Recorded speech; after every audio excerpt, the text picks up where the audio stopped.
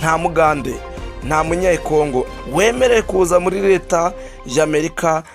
Bakunzi ba Kivu Today News, twanje kubasuza turi ku itariki 19 z'ukwezi kwa gatanu mwaka 2026 tukatubagezeho ibivugwa mu burasirazuba bwa Repubulika ya Demokarasi ya Kongo ndetse no mu karere k'ibiyaga bigari. Turagaruka ku mirwano ikaze cyane iri mu bice bya Minembwe, aho ubutegetsi bwa ASM 23 bukomeje gutabaza amahanga ndetse n'imiryango mpuzamahanga bagaragaza ubwicanyi ubugizi bwa nabi bukomeje gukorwa n'ubutegetsi bwa Kinshasa.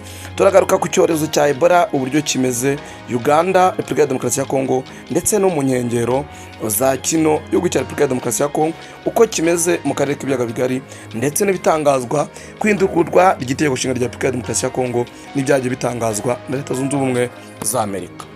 Itangazo ryacu rero katurisome turihereye ku itangazo ryatanzwe na Lawrence Kanyuka uvugira ihuriro ASM 23 kabashinzwe n'itangazamakuru.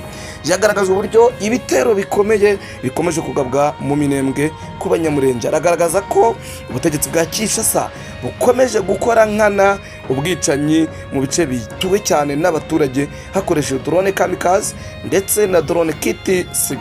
Ni amatangazo abiri yasohowe na Lawrence Kanyuka mu buryo ubona buhuriweho kandi gusa no guhuruza imiryango mpuzamahanga ndetse n'ibihugu bikomeye, aho yagaragaje yuko ubutegetsi bwa Kinshasa bukomeje kugaba ibitero mu buryo bwa buhumyi mu bice bya Minembwe. Aravuga ati ihuriro ry'ingabo zirwana ku butegetsi bwa Kinshasa ku iki cyumweru tariki ya 17 z'ukwezi kwa gatanu mwaka 2026 saa 2:30 kugera ku wa 18 z'ukwezi kwa gatanu mwaka 2026 saa 2 z'mu gitondo n'iminota 30 ingabo z'ihuriro ry'ubutegetsi bwa Kinshasa zagabye ibitero bihuriweho mu bice bituwe n'abaturage cyane bya Gakenke, Mikenke ndetse na Rugezi muri ho plateau ya Minembwe. Ati ibyo bitero byakozwe hifashishijwe indege za drone z'ubwoko bwa kit 6 ndetse n'indege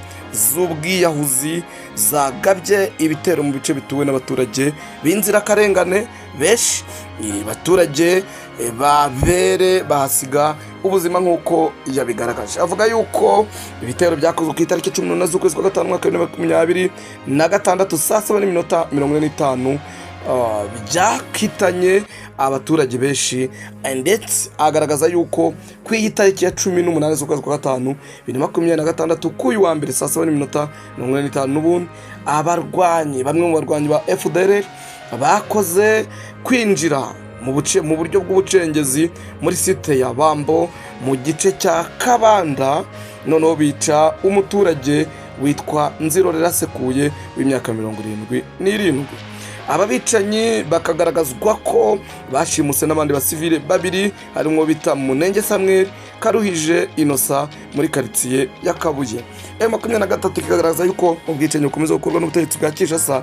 Communauté mpuzamahanga ikomeje kuburebera ndetse no gucejeka kwayo bikomeje gutuma ubwicanyi bwiyongera. M23 ati gucejeka kwa communauté mpuzamahanga tuzakwihanganira, idukwiye kukwemera. ASM 23 izakomeza kurwana ku baturage, kubarinda ndetse n'ibyabati, kandi tugiye gushyiraho uburyo ushyiraho umutekano, umuzenguruko w'umutekano mu kurinda, mu guteza imbere umutekano n'uburenganzira bw'abaturage ndetse n'ibyabo, cyane cyane turinda abasivile. Ni byagaragajwe na Lawrence Kanyuka, ariko amakuru yo akaba ari menshi.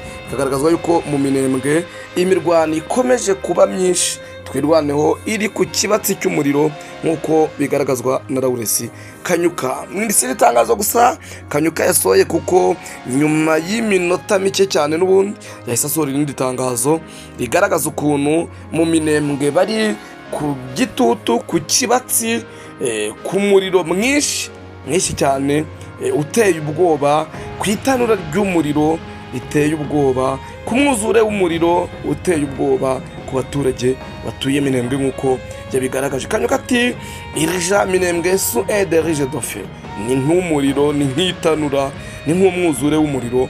Ati rwose ni umuriro w'itanura umwe wagaragaye muri Sodomu na Gomora. Ati n'ubwicanyi buteye ubwoba, n'ubwicanyi bw'indengakamere, n'ugusenya ibikorwa by'ubwubatsi by'abaturage amazu yabo. Ati n'irimbukiro ni ibyahishuwe nk'uko ari byo ibyahishuwe bisoza Bibiliya. Ati hano biri gukorwa ku miryango y'abanyamurenge, ati nabyo ni ibyahishuwe. Atubona yuko n'irimbukiro ati birakomeye, ati na apokalipsi, ati na apokalipsi itavugwa ku miryango. Ati barimo barahunga amabombe baterwa, ibishashi by'umuriro, ati bamerewe nabi, ati bakwiye gutabarwa, ati kuko birakomeye. Yatabaje rero agaragaza uko iyo umuriro uterwa n'ubutegetsi bwa Kinshasa kubera bombe, kubera ibisasu, ukomeje gushyira mu kaga ubuzima bw'abaturage. Ibyo byose rero ni ibyerekeranye n'imirwano, ni ibyerekeranye n'intambara iri hagati ya AFC/M23 n'ubutegetsi bwa Kinshasa. Twabibutsa ko aha mu Minembwe ubutegetsi bwa Kinshasa bwari buherutse kuzana drone itwaye megafone ikangurira abatwirwanaho yuko bakwiye kwirometa muri FARDC, batakirometa bakitwa. Ko leta rero umugambi mubisha wo kugira nabi abanyamurenge iyo ukomeje kandi idafite gahunda yo kuwureka. Tugaruke ku makuru yandi yerekeranye n'icyorezo cya Ebola uko byifashe mu mujyi wa Goma.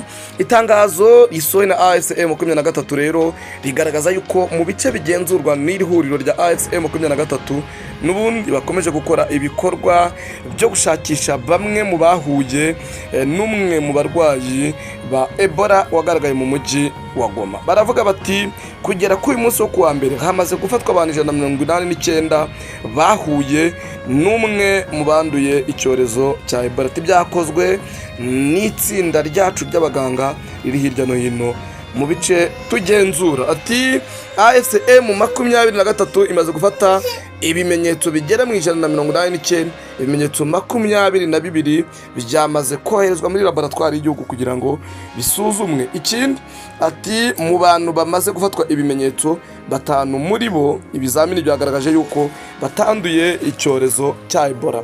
Ati abandi turategereje yuko tubona ibisubizo bitangwa na laboratoire y'igihugu. Ibi bindi Kanyuka arabigarukaho agaragaza yuko umuntu umwe ari umaze kugaragara gusa wanduye icyorezo cya Ebola mu mujyi wa Goma, akagaragaza ko mu mujyi wa Bukavu naho haketswe umuntu umwe mu banduye icyorezo cya Ebola, akaba yarafashwe ibimenyetso bikoherezwa mu mujyi wa Goma agapimwa, ibisubizo bikaba byaragaragaje yuko atigeze yandura iki cyorezo.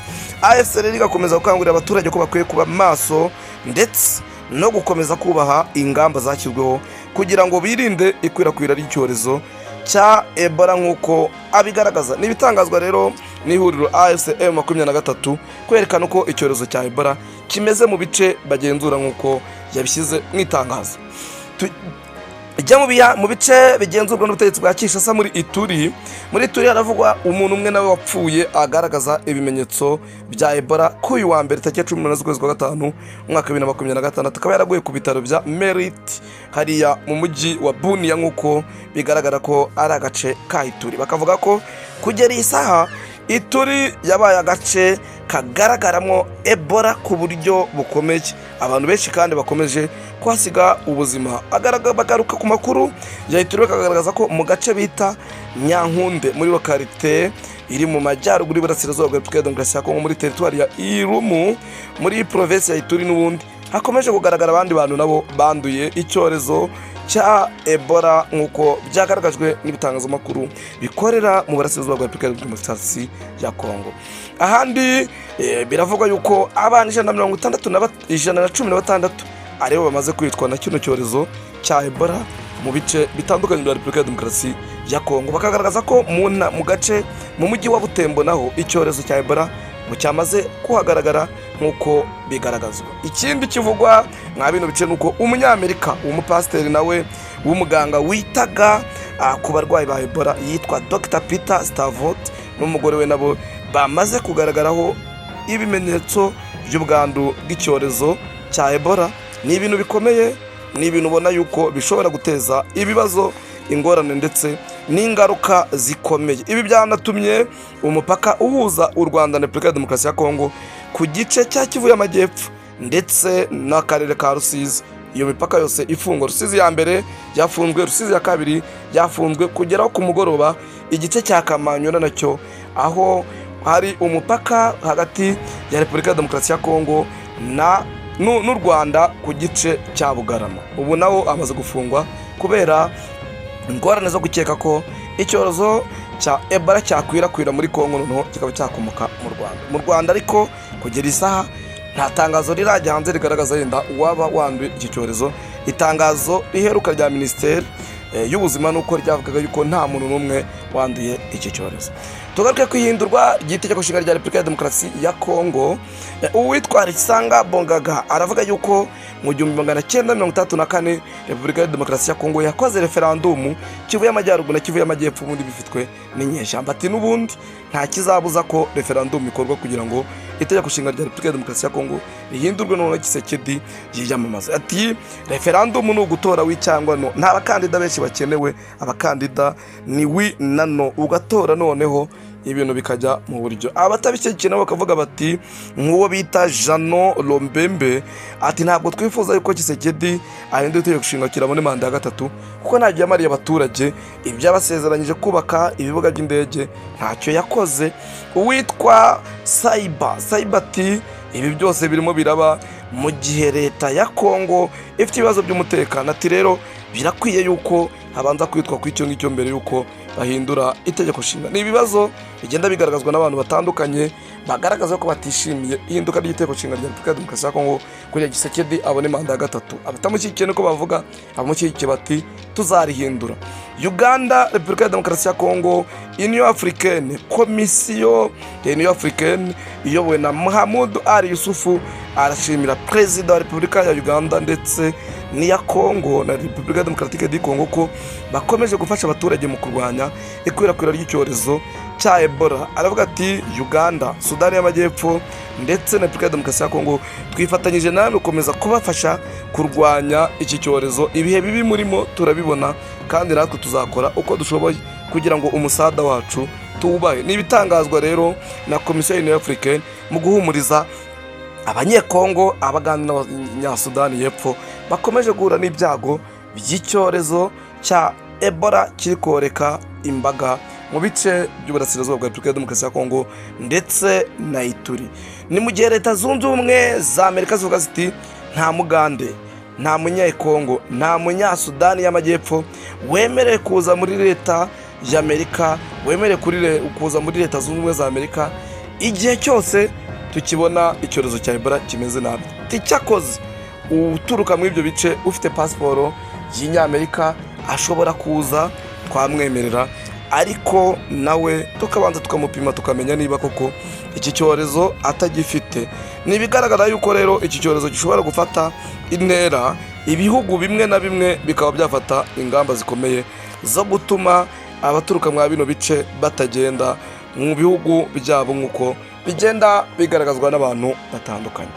Amakuru yacu tuyasoreze mu gihugu cy'u Burundi aho hagaragara itangazo rya komine Muyinga ryerekeye imisore n'inkumi bashaka gushyingirwa. Hashyizweho amabwiriza akomeye kugira ngo umuhungu yemererwe gushyingirwa n'umukobwa ibyo agomba kuba yujuje. Ni ibintu bikomeye ubona yuko ubutunzi bwashyizwe imbere kurenza urukundo rw'abashaka kurushinga. Wakibaza uti ni ibiki? Katurebe iri tangazo turisome, nubwo ryanditse mu Kirundi ariko turagerageza kugira ngo mwumve ibyashyizweho kandi bikomeye. Harimo icyambere, kondisiyo ya mbere nuko uyu mu burugumestre ni musitanteri wa komine Muyinga aravuga ati kugira ngo umusore n'umukobwa bakingirwe atareyutsa gucikana no gukikiza bifuza gushinga umuryango ngo kwishingira ko bihanwa n'amategeko.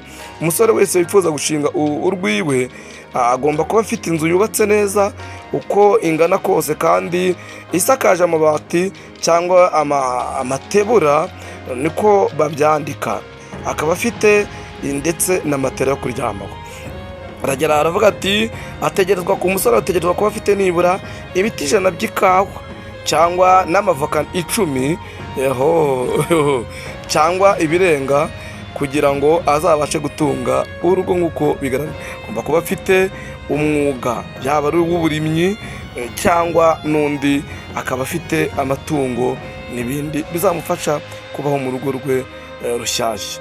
Umukobwa nawe ushaka gukingirwa agomba kuba kubaka urwiwe ngo agomba kuba ategerezwa gukora ibikorwa bimuteza imbere kugira ngo bizamufashe mu gihe azaba agiye gushinga urwe.